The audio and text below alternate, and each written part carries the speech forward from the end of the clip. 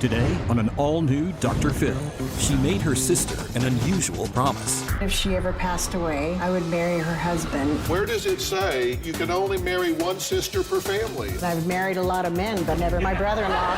Plus, a former beauty queen who's scared to be skinny. When I'm thin, I'm a target for creeps. When I'm heavy, I'm a target for mean people. Is it possible those aren't the only two choices? Let's do it. Have a good show, everybody. Here we go. I hate to see people suffering. You've hurt long enough. Stand by, Dr. Phil. Roll second. Take track. I'm going to get you the help that you need. This is going to be a changing day in your life. Go, Dr. Phil.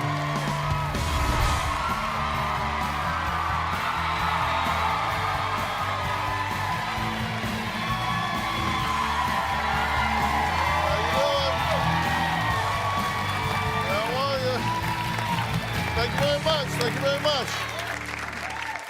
Well, I love today. It's Ask Dr. Phil Day. Okay?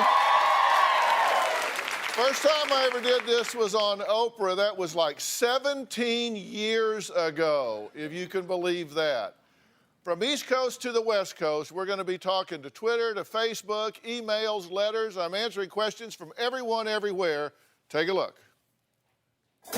Dr. Phil. Dr. Phil. Dr. Phil. My 3 kids argue with each other all the time. How can I get them to get along? How can I keep the relationship fresh and exciting? How can I get my 3-year-old son to stop having tantrums? Dr. Phil, I need to know, is it best to seek premarital counseling before getting married? How do I stop being the bank of mommy to my 23-year-old? I'm wondering, where can I find a good man? Well, I told him no question is too off the wall for me, and here is a perfect example. Now, Nina wrote us a tweet. She asked, my mom won't stop singing at the top of her lungs all day, every day. Is there a reasonable way to ask my mother to please stop?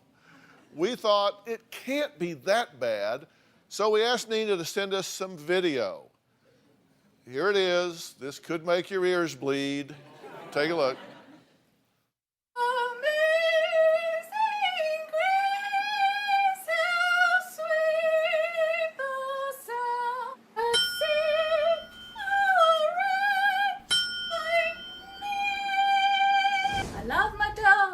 My dog loves me.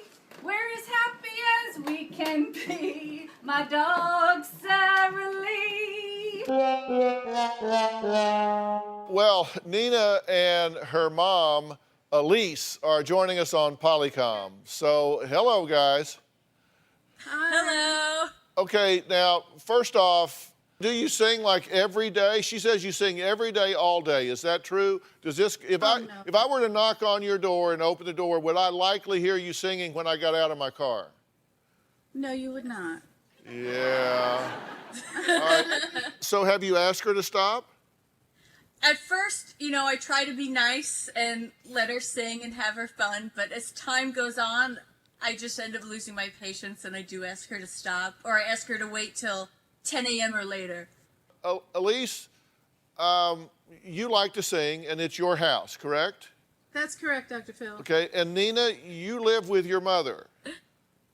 Yes. And you're how old? 26, Dr. Phil. 26. Dr. Phil, you heard the singing. Let's not stray. You No. heard it. Yeah, no. Yeah, I heard the singing. I also heard you say that you are an adult living in your mother's house, which means you're her guest, and if you don't like the musical program, move. I mean, seriously, you might want to take a singing lesson. I don't say this for Nina. I say it because I don't want the ASPCA all over me about the dog. Seriously, it's your house. If you want to sing, sing, sing. All right. We thought our next question was an interesting one as well. Roberta's sister Pam passed away suddenly 2 months ago. But before she died, her sister had a dying wish that has left Roberta very torn. My sister Pam was my best friend. We were part of each other. My sister made me promise that if she ever passed away before me, I would marry her husband and take care of him. Pam brought that up to me probably 100 times in 3 years. When she would bring it up to me, I would just, whatever, Pam, because I'm going to die first. Pam passed away July 27th of this year. She had a massive heart attack in her sleep. I used to look at Lanny and Pam's relationship, and I would think to myself, she's so lucky. I want to find someone like that. 2 weeks ago, Lanny came to visit me to see if maybe there was a spark there. And I have to be honest, we kissed a couple times, and there was a spark.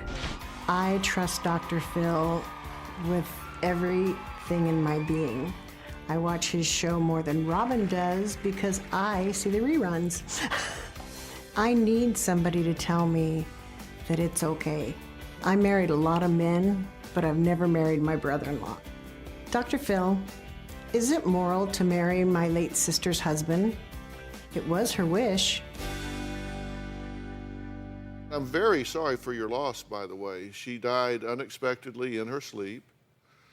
But she said to you, you said 100 times, something happens to me, I want you to marry my husband and take care of him. What you found out is that she had also said that to him. If anything happens to me, I want you to marry my sister. That's right. And you guys be together. When she said that, what did you say? Did you say okay? I did. I said okay because he was like my brother, but I didn't think of it in the way now that it is. Well, let's not think of him as your brother because that's kind of creepy. That's why I'm here. Okay. Well, so your question is it moral to marry your deceased sister's husband? Yes. And you think, what would be immoral about that? I've never heard of it done. And I've married a lot of men, but I've never married my brother-in-law. When you say, what would you call a lot? You say you've married a lot of men. I've been married 3 times. You've been married 3 times. Yes. I thought it was 4. Well, I don't count the 4th because it wasn't for very long. You what? It wasn't for very long, Dr. Phil. Oh, so you've been married like 3.5 times. Yep, that's right. Okay. So now you're faced with this dilemma. You made a promise to her and said you would. He made a promise to her, said he would. Now the two of you are saying, well, should we keep our promise or is it immoral, right? That's me, yes. Okay, that's your question. Well, when we come back, we're going to hear from Lanny, get his thoughts on marrying his sister-in-law. Is it with sister-in-law or ex-sister-in-law? Anyway, you get it. We'll be right back.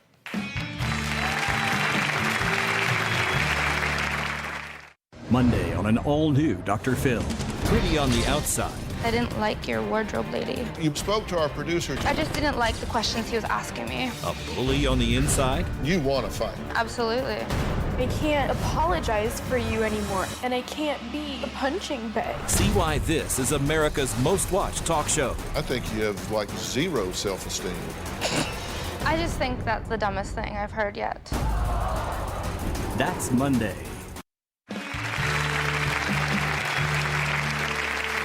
Well, it's Ask Dr. Phil Day, and I'm answering all kinds of what I think are interesting questions. Now, Roberta's sister, Pam, tragically passed away unexpectedly and just recently. But before she died, she asked Roberta to take care of her husband, Lanny, who had throat cancer. And she also had another dying wish for her sister, which was to marry her husband. Marry him and take care of him. Now, both Lanny and Roberta thought it was an odd request. And here's what Lanny has to say. Because of the throat cancer, he now speaks with a tracheostomy. Take a look. Before Pam died, I didn't have any feelings for Roberta, except for her being a family member and a good friend. I miss my wife Pam, but I feel ready to be with her sister, Roberta. I don't struggle with this at all. My main motivation with Roberta is to have a partner again. I feel I have a lot to offer Roberta, and she could have a very nice life with me. I think Pam is definitely jumping up and down in heaven. I'm sure she's rooting for us. Do you think that? Do you think she's rooting for you? Absolutely. You think she's up there saying, go for it? Absolutely. Okay, so look, let me give you a very serious answer to this because you're getting ready to make a life decision. That's right. that could affect you for months. That was smart ass, wasn't it? Well, I mean, come on. So, but here's the thing. First off, you have to look at intentions, and you don't owe it to your sister. This is not the kind of trade that you make that somebody says, I want you to marry this person and take care of him if something happens to me. You are released from that obligation. Now, having said that, it's also not immoral for you to marry him. He is a widower. The fact that he was married to your sister is in the history. You can't live your life looking over your shoulder, right? Right. So what do you think about what I've said so far? I'm listening, Dr. Phil. That wasn't the question.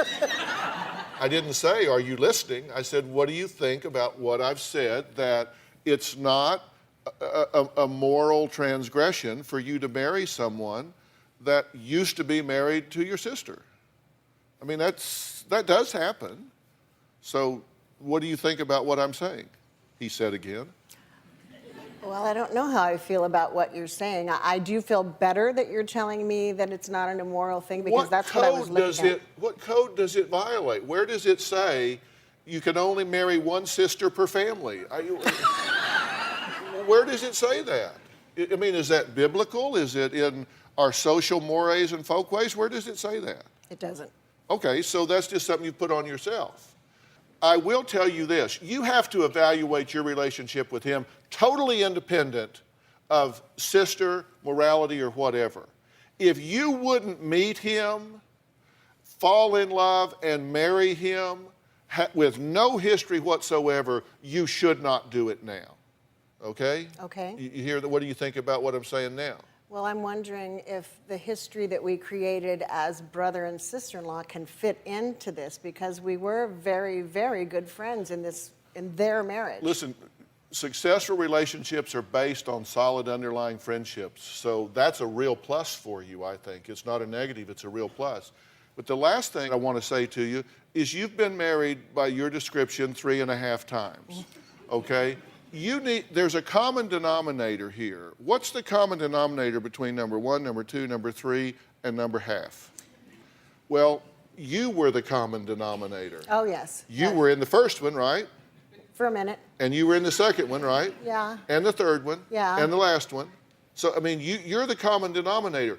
You need to go back and do an autopsy on those relationships. You need to deconstruct those after the fact and figure out what it is you're doing that is contributing to the demise of these relationships. That's why I've been single for a long time. I have figured that out. Well, great, because anything, it's kind of like you get in an airplane, take off and crash. And so you say, well, give me another airplane. You get up, take off, crash. So, well, give me another airplane, take off, crash. Say, well, give me another one, take off, crash. Pretty soon, don't you think, you know what, I'm going to step back and figure out how to fly this damn thing before I keep launching off. Absolutely. And that's what you need to do before you go take off again into the wild blue yonder of romance. You need to really learn how to fly. And then if you can do that, you've got a chance, because the statistics are against you. The best predictor of future behavior is past behavior. That would predict that this relationship won't last. So you've got to figure that out first. So, okay? Okay. All right. Coming up, a mom who says she deserves to spend $1,000 a day.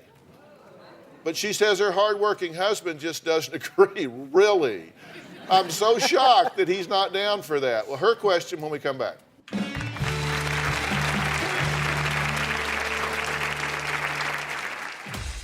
I want what I want when I want it. This is a Chanel bag. I don't remember buying it, purchasing it.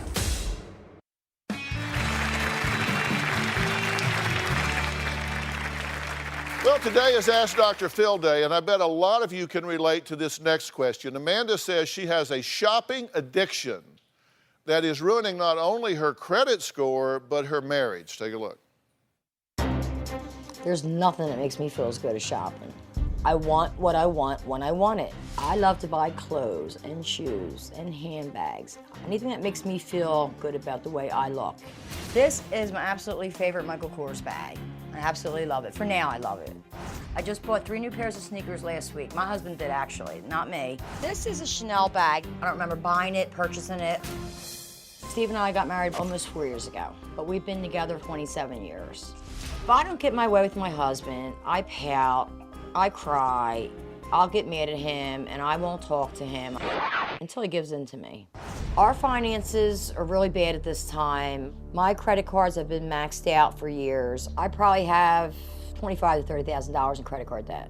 We took out an $80,000 loan to remodel our home last year, and we don't have a dime left. I take my bill money and I go shopping. And then what I do is I take payday loans out to cover my bills.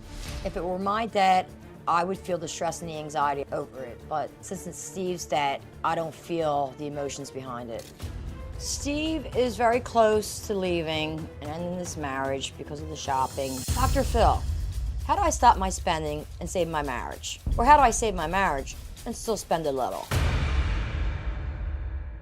Okay, now, first off, you said you have no emotion about this, but you're not paying for it, right? No, I'm not paying for it, no.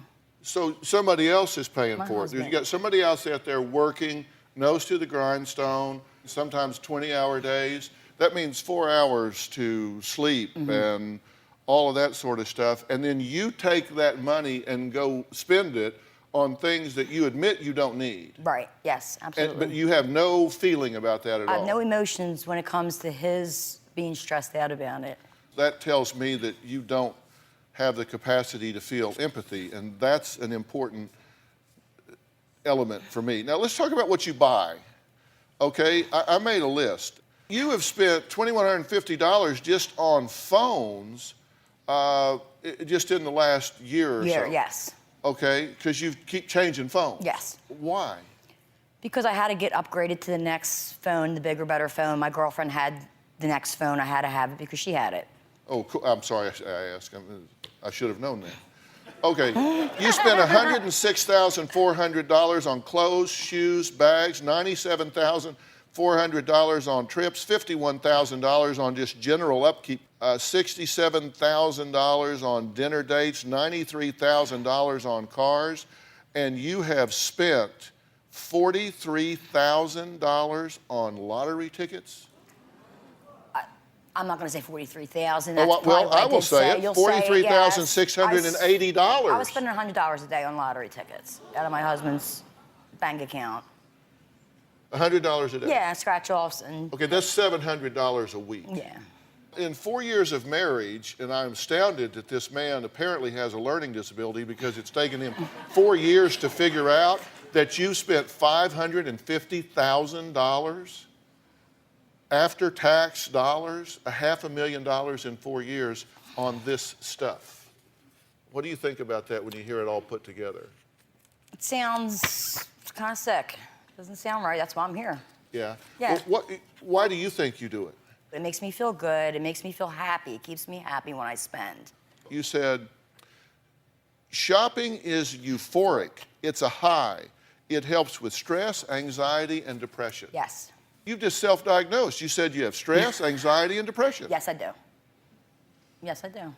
And you're medicating yourself with Louis Vuitton bags. Yes. Michael Kors, actually, but Michael yes. Kors, well. You might wonder why Amanda's husband, Steve, is not here. Well, first, he's embarrassed that his wife's habit has put them in debt. Plus, he says, look, I can't afford to take a day off to come to the show. But he's joining us on the phone right now. Are you there? Yes, Dr. Fell. I couldn't agree more with some of the things that you were saying. I've stuck it out, but it's getting to a point where I don't know how much longer I can stick it out. Well, you shouldn't stick it out if she isn't willing to do what I'm getting ready to say to her right now. Our Twitter's blowing up over this right now. Cassie Warren ST says, he needs to run as fast as he can. You may be too late already. Shannon Loves TT says, this lady is living in La La Land unless that money tree really does exist. So, Steve, listen to what I'm going to say to your wife because you need to hear this. Okay.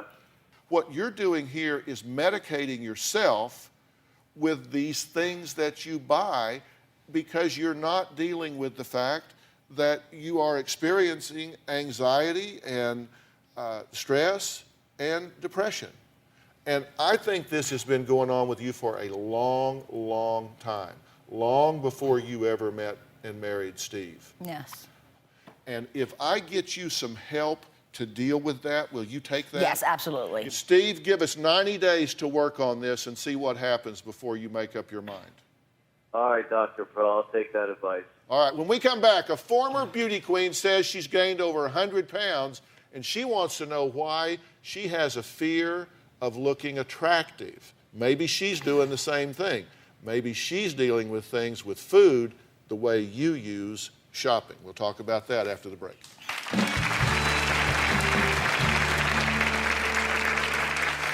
I was Miss Burbank 1994. I went on to the Miss California pageant and won Miss Congeniality. At my thinnest, I weighed 128, and now I weigh 300 pounds. When I'm thin and attractive, I'm a target for creeps, and then when I'm heavy and unattractive, I'm a target for mean people. Closed captioning provided by Across this great country, from coast to coast, you've told me about the crossroads we're facing. That's exactly why I wrote We've Got Issues, How You Can Stand Strong for America's Soul and Sanity. This book isn't just a conversation starter. It's a roadmap for standing strong in the face of adversity, for embracing our core values when they're needed most. We're talking about real strategies for real people dealing with real issues, from navigating the complexities of today's polarized world to fortifying our families. And I set forth in the book 10 principles that I think are critical for a healthy society. This is not about politics. I'm not a politician, don't want to be a politician, don't know enough about politics to talk about it. But I talk about every angle of life as we know it, from family and relationships to the burning issues that are shaping our world today. We've got issues, how you can stand strong for America's soul and sanity. And you'll find it anywhere books are sold. It's about time we start addressing what truly matters.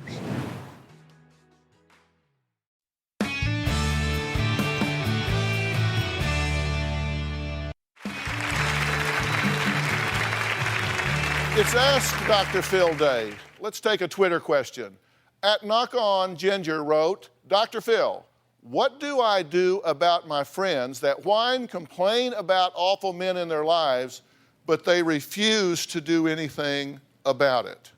If you've got friends that are whining and crying about something, you got to be willing to step up and reflect it back to them. Say, let me tell you 10 things you've talked about the last 5 times we've been together.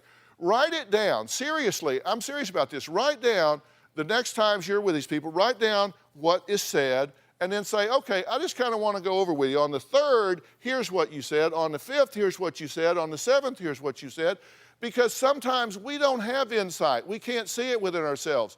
And we've always said, a real friend will tell you if you got broccoli in your teeth, right?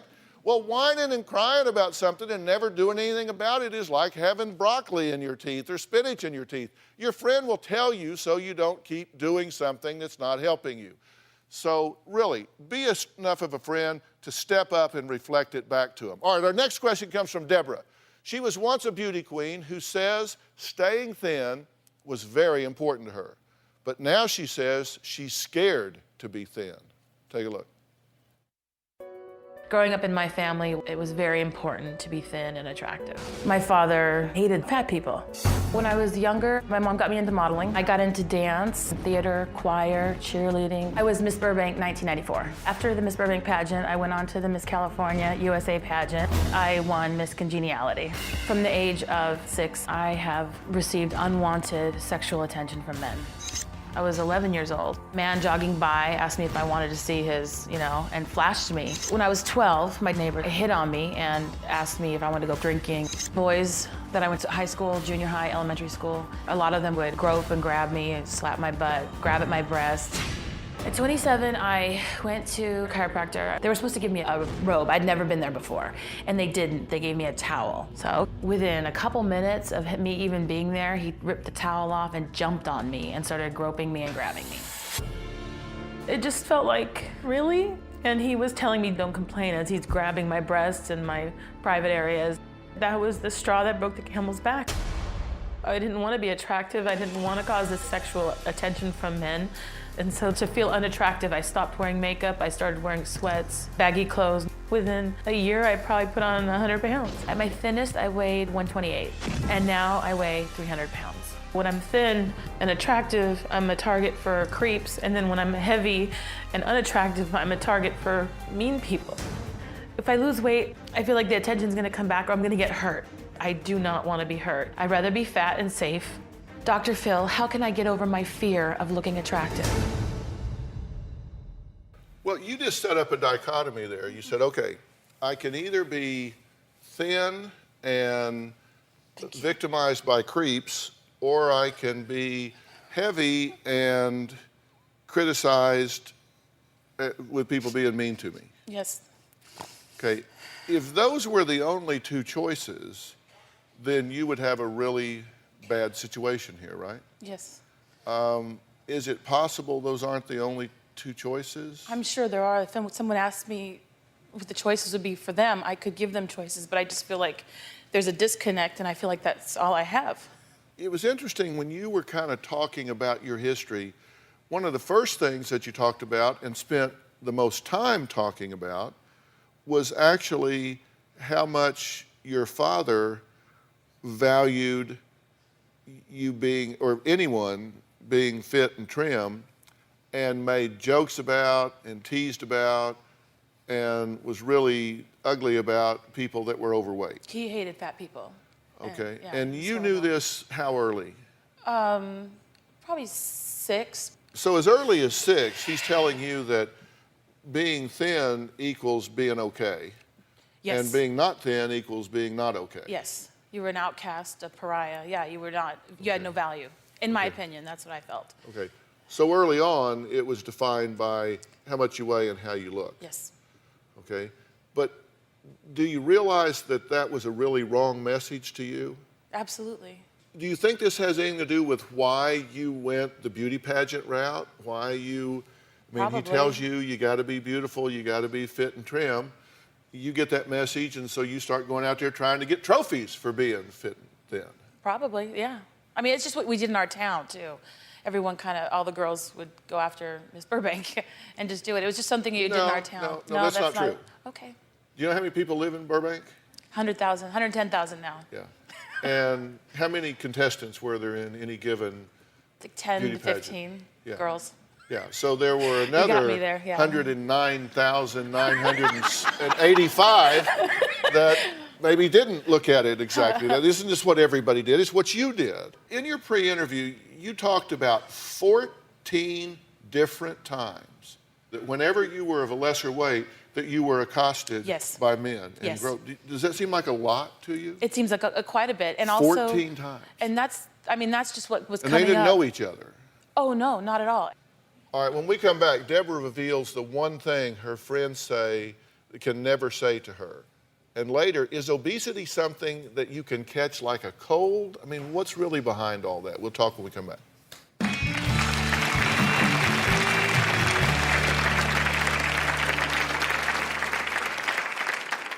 Monday on an all-new Dr. Phil.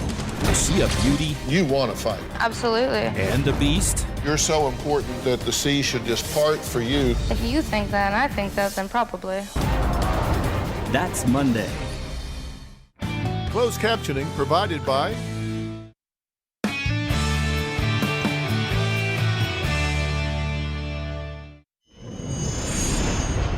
I feel like a monster. I feel like I have no value. I want to change my life.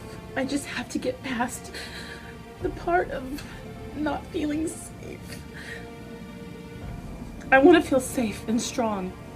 Well, that was Deborah. She says being attractive is her greatest fear, and she really wants to know why.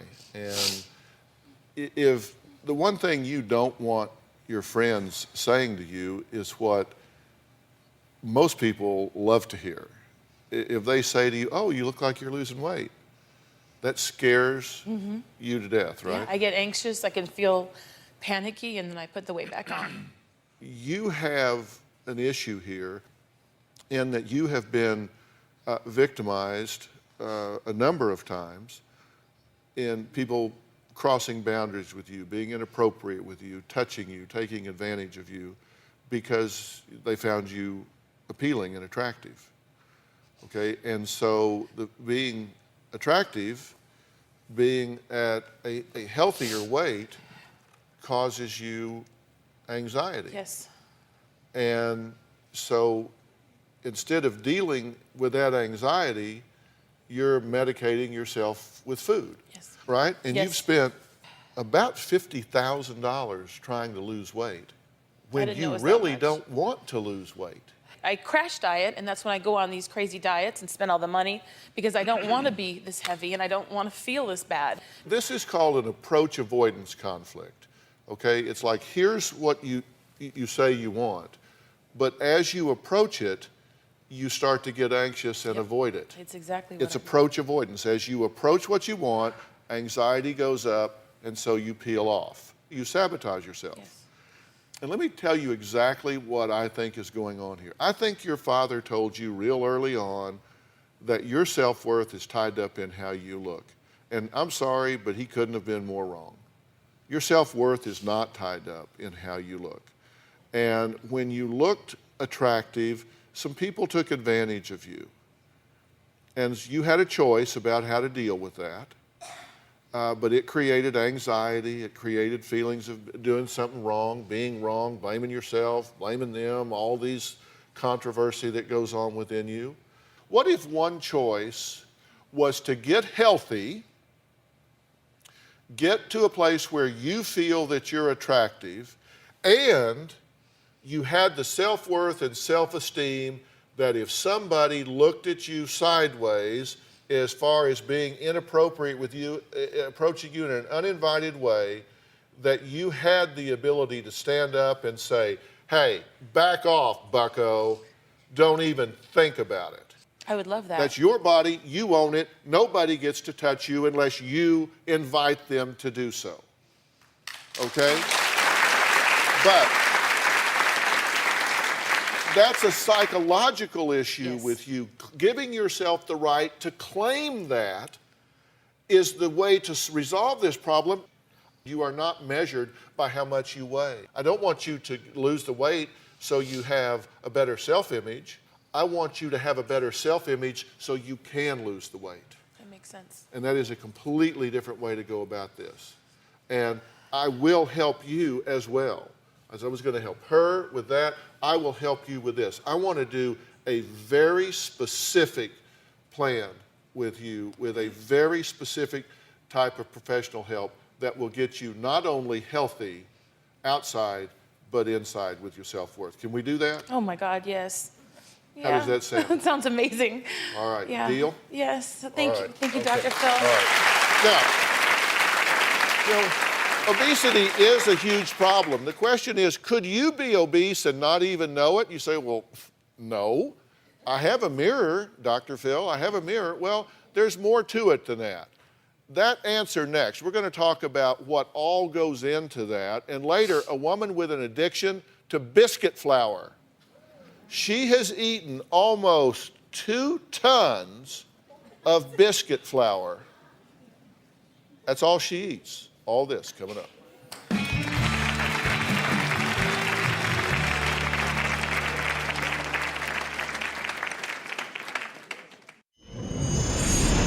Dr. Phil, I've always carried extra pounds, but during my last checkup, the doctor actually referred to me as obese. Really? I'm so frustrated. I need a surefire way to get this weight off me quick and drop this obesity label. What can I do? Well, it's Ask Dr. Phil today. Now, that was Janine, and I'm sure many of you have wondered what the answer is to her question. So I've brought in some serious reinforcements. Joining me now to talk about this is Dr. Frida Lewis Hall. She's the Chief Medical Officer of Pfizer. So please welcome her to the show. Doctor, there's a lot more to obesity than just what people think, right? Absolutely, there's a lot more to obesity. And of course, everybody wants a quick fix. But it's really important to recognize that not only is it a long and sometimes difficult road to get to a healthy weight and stay to a healthy weight, it's sometimes even difficult to realize or recognize that you're obese. I'll get personal for a second, which is, as a physician, the day I sat across from my physician, and she said, "Now, Frida, we really need a plan for managing your obesity." I said, "My what?" I was horrified, I was embarrassed, but it was a great wake-up moment for me to really get started on what is a long road. Janina's here, actually. Oh, there you are. Hi. You were horrified when they said you were obese, right? Why was that a surprise to you? Because I thought it would be more like Fat Lady at the Circus, you know, someone that takes up 2 or 3 seats. I know I'm overweight, but I just didn't think I was classified as obese, you know. Obesity covers a lot more people than we like to think about, right? Absolutely. About 60 to 70% of the U.S. population could come into this category. Yeah, you say there are some weight whispers. That's Things exactly right. that your body tells you. So let's talk about that a little bit. So most people recognize wake-up calls. We've all had people tell us, I had a heart attack or I had a stroke. That was a wake-up call, and I really got on managing my weight. But there are also some what I call wake-up whispers, and that is your body telling you that you may already be experiencing some of the consequences of carrying this extra weight of being obese. All right, joint pain is one of those, Joint pain is one of them. The other one that's important to notice is labored breathing or having your heart race when you take even a short walk. And for women, if they haven't had a lot of gynecologic problems but start to experience them, that's another key issue. And then some of the whispers come from outside, like you have to pay attention to your family history. If there's high blood pressure or high cholesterol that runs in your family, that can be a little bit of a whisper as well. What are you showing us here today? There's a lot of talk about the consequences of obesity. Come here, Bones. Is to show. Yeah, come on. So over here is a normal heart. You want to pick that up so we can see what's going on? About fist size. The difference is obvious. This diseased heart is a lot bigger. If you were actually holding both of these, you would realize that this one is a lot heavier. And if we look inside at the wall, you can see how thick the wall is on this diseased heart. Look at that. And why is that? Because this heart has been really working overtime, which is what it has to do when you're obese.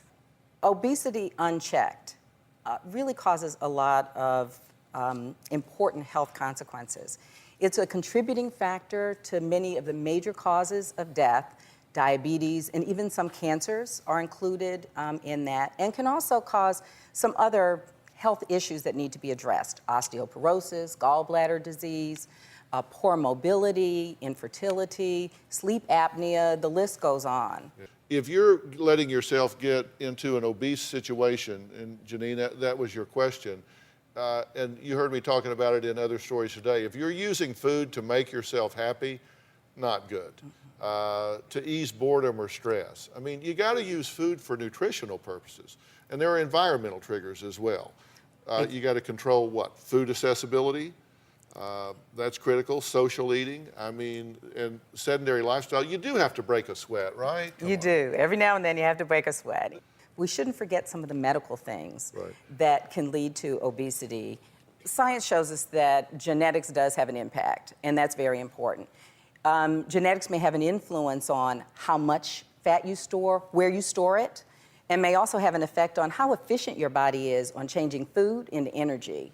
And then there are medical conditions, things like hypothyroidism or low thyroid, that may add the pounds to you or make them hard to get off. So we should make sure that as you put a plan together, that you consider the medical, the environmental, the lifestyle, the psychological, and all of those, so that you have a plan that really fits you.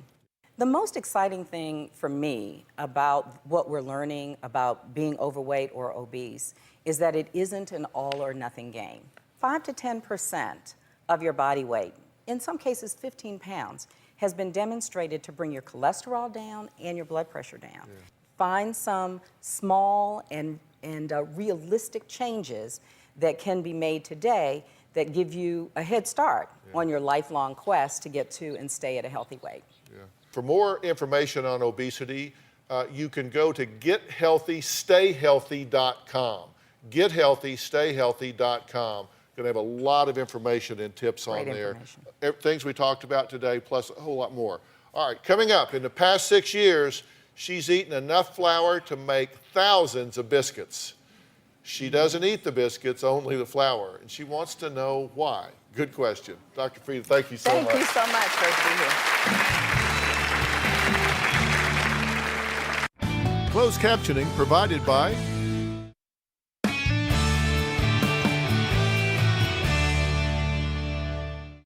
Stop justifying your inactivity and avoiding the challenge of change. For help getting started, go to drphil.com for 11 seasons of advice, articles, and exclusive videos you won't find anywhere else. Plus, sign up for the Dr. Phil community to share your story and find support from others, all on drphil.com. Now, Nichelle says in the past 6 years, she may have eaten over 3,600 pounds of flour. Take a look. Hi, Dr. Phil. This is Nichelle. I am addicted to eating Southern Biscuit flour, and I can't live without it. Where did Mommy keep her flour? Since January, I have already eaten 186 pounds of flour. If I buy a 2-pound bag, it would be gone tomorrow. This has been going on for over 10 years. I eat flour all day. It's 4:30 a.m. This is what I do. I wake up in the middle of the morning and I come in the kitchen and I eat me some flour. Sometimes I chew the flour up and I'll spit it out because I don't want to gain weight. This addiction is driving my husband crazy. We argue about it all the time. Dr. Phil, I try to quit, but I always fail. Can you help me to stop eating flour so I can save myself and my marriage? So let me ask the audience something. How many of you here know somebody that eats something really weird on a regular basis? Raise your hand. Wow, I'm surprised. That's like 25 people out of this group. And that's generally referred to as pica, which is eating things that are non-nutritional. And this is kind of that. It is a food substance, so technically it wouldn't be, but it's way out of pattern. And, you know, here's the problem, Nichelle. This can have some serious health consequences for you, putting that much in your body. Dr. Frieda Lewis Hall is here. We were just talking about obesity in general. You shouldn't be eating that much flour, right? Well, not that much flour, not much of that of anything else either. And especially in the case of pica, because you're eating non-nutritional foods. And you can have health consequences. Your bowel can become obstructed. She talked about malnutrition. There are other consequences that can come from pica. And also, pica may be caused by medical conditions. Sometimes we look for low iron or low zinc. People who have anemia may suffer from this. You know, so Nichelle, look, here's the thing. The best thing for you to do is see your doctor because you go through what's called a differential diagnostic process. The first thing you have to do is rule out whether or not there's something medically, biochemically, that's causing this craving. And if so, you might be able to take a medication or a supplement for that would take care of that and take away the craving. But then you've now developed a really strong habit. And here is the biggest misnomer that I think people have. You don't break habits. What you do is replace one behavior with a new behavior. All right, we're going to go. I want to say a special thanks to Dr. Frieda Lewis Hall, and thanks to all of my guests today. For more information about the answers to today's questions, log on to drphil.com. Thanks for being here. So long.